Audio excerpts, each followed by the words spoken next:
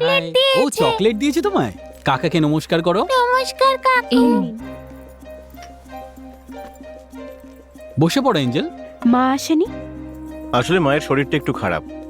এঞ্জেলের সঙ্গে দেখা করার খুব ইচ্ছে ওনার। যদি ওকে একদিনের জন্য পাঠিয়ে দাও তাহলে উনি খুব খুশি হবেন। হ্যাঁ নিশ্চয়ই, আমি সময় মতন পাঠিয়ে দেবো। বিয়ের পরে আমরা আমেরিকায় সেটেল হয়ে যাব। তোমার কোনো আপত্তি নেই তো? মাসি, তখন আমাকে চকলেট কে দেবে? এই তার জন্য তো আমি আছি। আমি জানি বাবা, তুমি দেবে না এনে।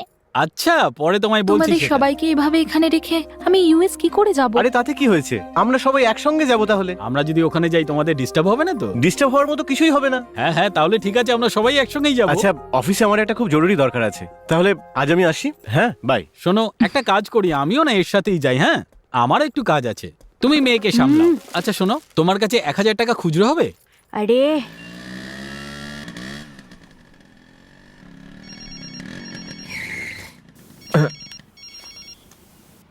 আরে মালিক। হ্যালো, আমি পান্ডে আইএএস। আরে স্যার আপনি রাগ করছেন কেন? আমি তো এটা বলছিলাম যে আমি আইএএস একাডেমির কাছে রয়েছি। মালিক আজকে আমার একটা জরুরি কাজ রয়েছে। আমার বহুদিনের প্রেম, আমার এঞ্জেল, আজকে দেখা করতে যাচ্ছি ওর সাথে। ঠিক আছে মালিক, আসছি আমি। আমার মালিকটাও না, সত্যি বলছি, আমার জীবনটা হয়রান করে দিয়েছে। আরে বাপরে, বিড়াল, আমার খুব ভয় লাগে।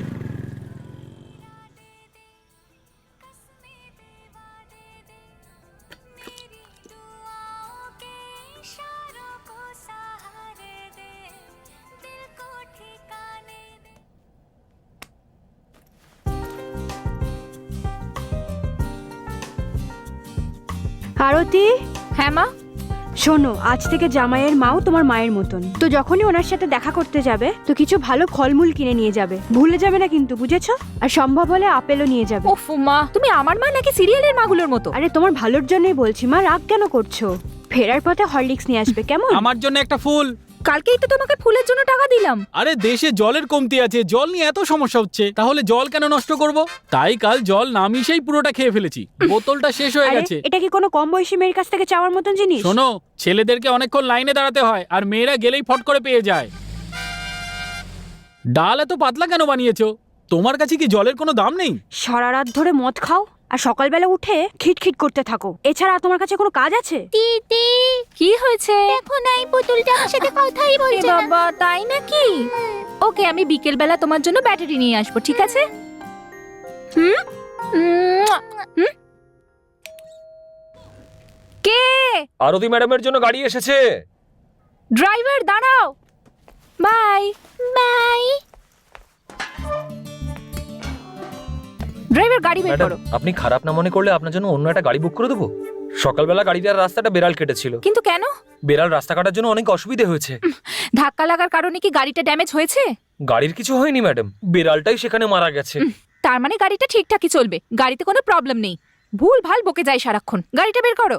তুমি আমার কথা এত সহজে মানবে না মনে হচ্ছে। আগে গাড়িতে বসো, তারপর মজা দেখাচ্ছি।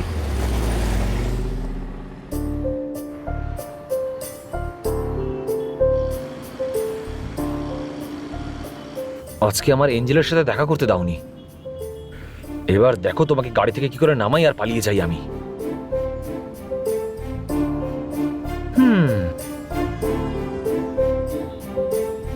ড্রাইভার, তোমার নাম কি? আমার নাম জেনে আপনি কি করবেন? আমি তো একজন যুবতী, যদি কোনো গন্ডগোল হয়ে যায় তখন আমি কাকে গিয়ে বলবো? নামটা তো জানা উচিত, তাই না?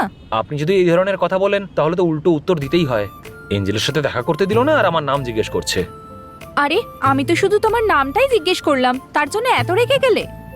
যদি আমার মুড ভালো থাকতো না তাহলে আপনাকে আমার পুরো নামটা বলে দিতাম। এখন আমার মুড খারাপ আছে তাই অর্ধেক নামটা বলবো, আর আপনাকে সেটা শুনেই খুশি হতে আর হবে। যদি রেগে যাও তখন? ম্যাডাম, আমার নাম হলো রবি।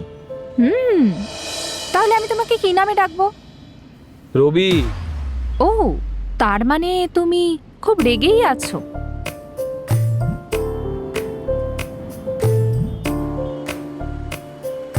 আচ্ছা এটা বলো, তুমি কতদূর পড়াশোনা করেছো? 4টে ইউনিভার্সিটিতে পড়াশোনা করেছি আমি। 4টে ইউনিভার্সিটিতে একটু একটু পড়েছো নাকি? এত পড়াশোনা করে নিজের জীবনটা নষ্ট কেন করছো? পড়াশোনা করে আপনিও তো নিজের জীবন নষ্ট করেছেন। কিন্তু কিভাবে? এইভাবে। আহ আহ, আহ, আহ। কি রে, এই রাস্তাটা কি তোর বাবা তৈরি করেছে নাকি? সরি দিদি, আমার খুব ভুল হয়ে গেছে। আমি ক্লাচে পা না দিয়ে ব্রেকে পা দিয়ে ফেলেছি। আচ্ছা তাহলে কি সবসময় এইভাবেই গাড়ি চালাস নাকি? পাগল কোথাকার।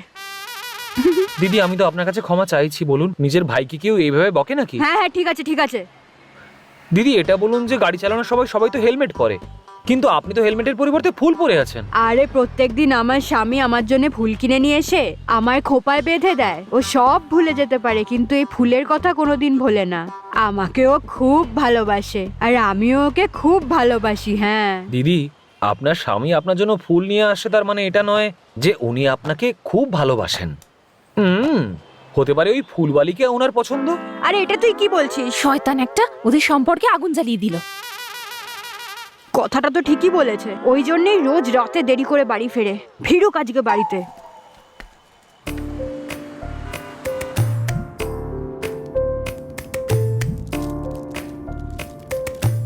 চকলেট খাচ্ছ?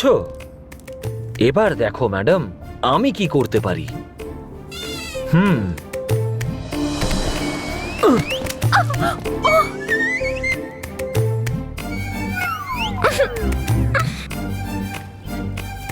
এই, তুমি সামনে দেখে গাড়ি চালাতে পারো না নাকি? আরে পারি না তো।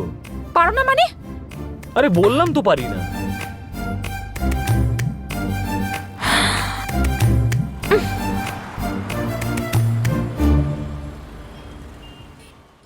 আরে এটা কি করে হলো? আরে এটা আরে এটা কি করলো?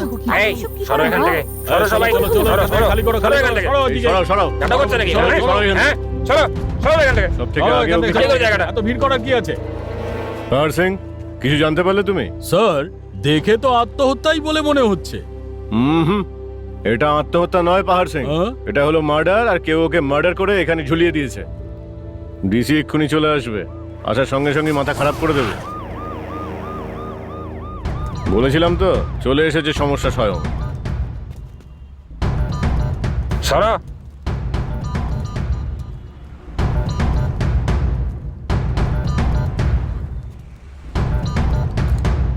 জানা গেছে কে?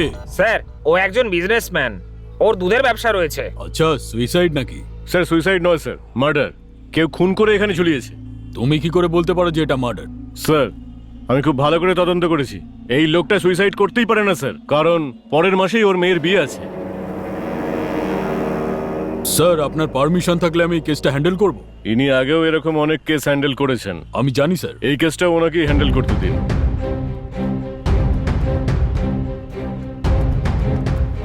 দেখুন অফিসার, আপনি চিন্তা করবেন না, খুব বড় বড় কথা বলছিল, এবার দেখলে কি হলো? কমিশনার কেসটা আমাকে দিয়ে দিলেন। দেখুন, আপনি হলেন একজন এনকাউন্টার স্পেশালিস্ট। যদি এই কেসটা আপনাকে দিই তাহলে ওকে শেষ করে দেবেন স্যার। আর তারপরে কোনো প্রমাণই থাকবে না। I am sorry sir. আপনি নিশ্চিন্ত থাকুন, আমি আপনাকে অন্য একটা কেস দেবো। ঠিক আছে স্যার, আমি আসছি। আসলাম।